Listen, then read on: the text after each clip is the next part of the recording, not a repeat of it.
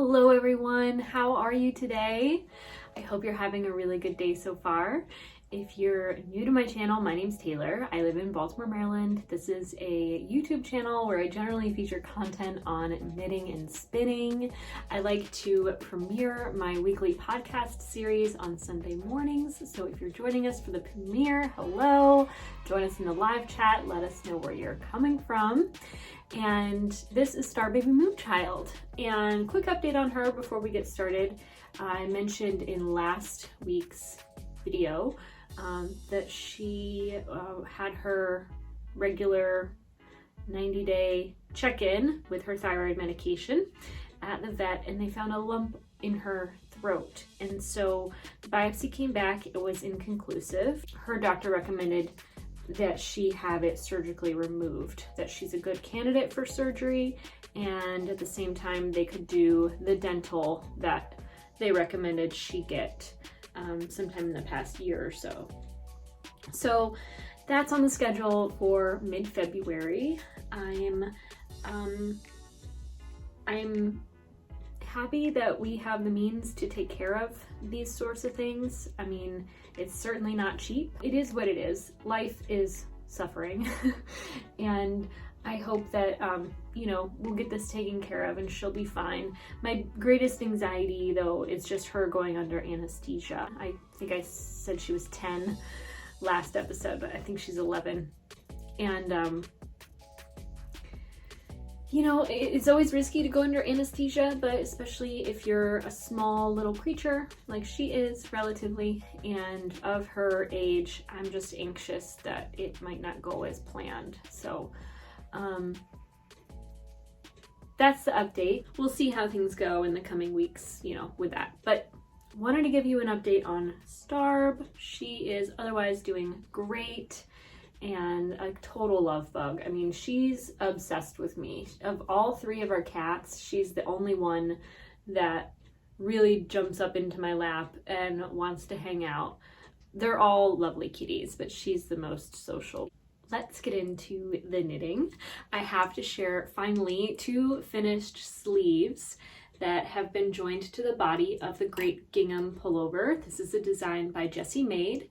I am knitting it using a sport weight woolen spun yarn by Elsa Wool. I purchased on their website, Elsa Wool. You can Google that. I don't know their website actually. They sell woolen and worsted spun yarn from a flock of Cormo sheep, so it's all Cormo. Woolen spun sport. I think I used the light gray color, maybe 10% gray. And I'm using Abundant Earth Fibers Verdant DK. I was recently on their website and didn't see that they have this space for sale right now. I'm not sure if they're going to continue to make it or not. I could be wrong, but it's a very lovely, super soft DK weight yarn that is worsted spun. So I think that makes the woolen spun sport and the worsted spun DK, which is slightly heavier weight yarn, more similar than if they were both woolen spun or worsted spun, because the woolen spun yarns have a little bit of loft to them, a little bit more air inside of it. The fibers stick out in a lot of different directions, so it can appear more plump than a woolen spun yarn. A woolen spun yarn has all of its fibers generally in one direction, forward and back, so it's smoother and it has less air, so it can be less insulating and a little less warm, I guess, and a little heavier weight, especially if you're doing color work or cables where you have more bulk to the fabric. So I love woolen spun yarns because it's so versatile. It's light, you can do anything with it. I mean, you can do anything with any yarn, but I really, really love woolen spun yarns. Girl. Let's see, okay, so this design is knit, that's the back center stitch mark you can see. It's knit from the bottom up. You do the sleeves separately and then you join them in the round. I don't want to give away the details to the raglan decreasing because of course this is a paid for pattern. Basically, I'm just gonna continue decreasing the yoke and soon I'll have a sweater. I have said this before and I'll just say it again in case you haven't watched recent episodes. I do plan to modify the neckline to this sweater.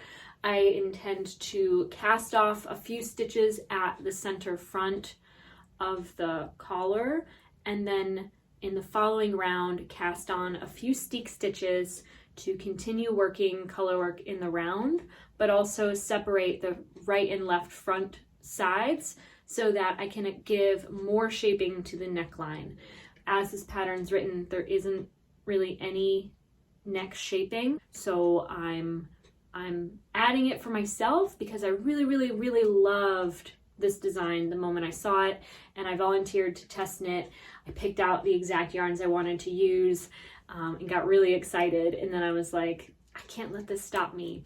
And I thought, what a fun thing to attempt on my own. I've never really modified this heavily before. Of course, I love to modify my sweaters that I knit. I always do my preferred technique or application of things.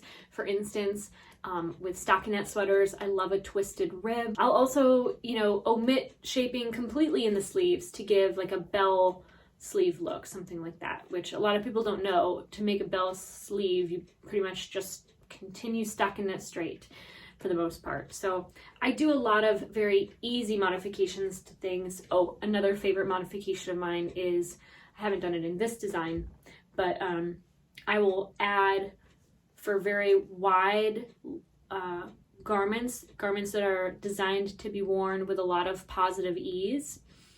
I will add decreases on the either side of both sides. So 4-stitch decrease round every X number of rounds to bring in the waist so that it doesn't fit too wide at the narrowest part of my body.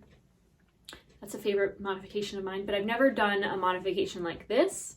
At the same time, I don't have it nearby me.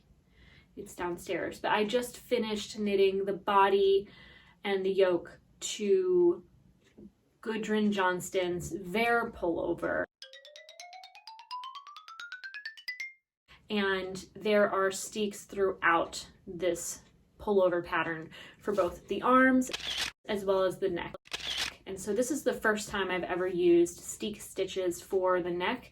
It was so simple, it was so brilliant, and I thought I can easily apply this technique to what I'm doing now because I feel it's necessary to add neck shaping to sweaters. I do. So I'm intending to do that. I have very little else going on in my knitting world. I am prioritizing this project 100% because I think there's a mid-February due date on it. It's really fun to knit too. I love the simplicity of the colorwork chart, but the fact that it's colorwork throughout, it just never stops. It's lots of fun and I've been enjoying it. I have no complaints so far. The pattern is written unlike a lot of other patterns that I've knit. I've noticed that Jessie Maed has a very unique approach to writing her patterns. She uses a lot of words, like a lot of descriptions. It's like she's talking to you like you're a person, like in a workshop, and a lot less like formal written instructions. Like a lot of patterns articulate things in the same way, and it's very short. It's very like what, where, and when. And it's in her designs, there's a lot more like full paragraphs explaining like where you would use an extra cord instead of slipping the stitches onto the left needle or something like that. It's just very like informal, which I think some people might really love, especially if they're newer knitters. They might like that kind of like explanation of things. I personally find it a little overwhelming at times. I kind of forget where I was, and sometimes it's just a lot to take in. So if I have any criticism at all, it's just that there's a lot to read. Some patterns, I think maybe this originated from a time when patterns were published in physical copies that had to be limited to a certain number of pages. And in order to get a pattern on, as few pages as possible, knitters and designers developed ways of articulating things very straightforward and direct and with as few words as possible. I mean, of course, that's why we have like abbreviations for everything, right? And I've knit enough sweaters that I'm kind of more accustomed to that. So when I read a pattern that has you know, a paragraph here and here and here. It's just different. It's a totally different style. I'm sure it's a style that speaks to some people in like a lot of ways, and then it might be a style that is a turnoff to other people, especially if like reading is difficult. I find reading difficult sometimes. I just get overwhelmed by the amount of words. But that's just me. I'm finding this pattern is very easy to follow, so that itself is not overwhelming. That is all the knitting this week. I haven't been spinning at all. I've been deeply obsessed with my garden and planning for spring. I have way, way, way more seeds and seed varieties than I probably have space for. But I have started planting my collard greens and my jalapeno peppers. So those are growing in the basement right now. They haven't popped up yet. They're still just little piles of dirt, but excited for the future. I do want to buy a peach tree. I'm obsessed with the idea of putting a peach tree in this little corner of our yard. I think we might have space for it.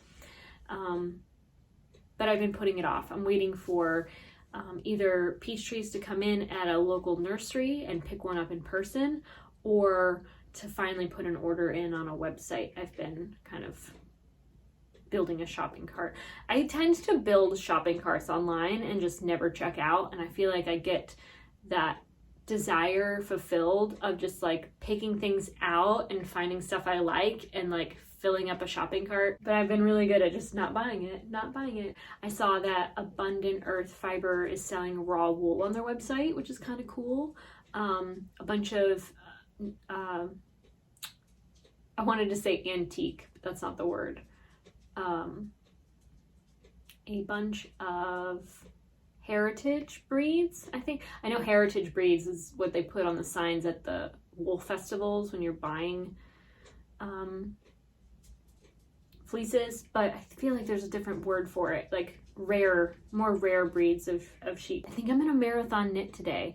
I haven't gotten into any Netflix shows, no nothing. I've barely investigated some of the great recommendations I've had from you guys. I asked if there's any, you know, British crime or anything you suggest. Now that Forensic Files is no longer on Netflix, I'm kind of like left without my average consumption.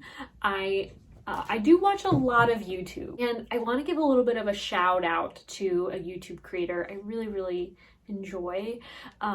His name is Sebastian Soto, and I know that this might not be up the alley of a lot of you.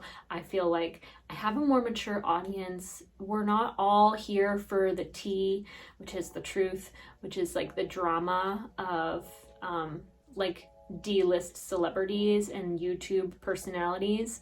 I'm very deep into the YouTube personality drama scene on YouTube. I love to watch it all, and you know, that's how I found Peter Mon, who I've talked about on my channel before. But there's a newer creator to YouTube named Sebastian Soto. It's S-O-T-O. And he's just such a lovely guy, and he's so friendly and compassionate and supportive, and I just love how he creates his videos so consistently and is always just about being a friend and building a space for people to like hang out and just connect on like these silly subjects. And I just really enjoy his content a lot. I know that there's been like drama within the drama sphere.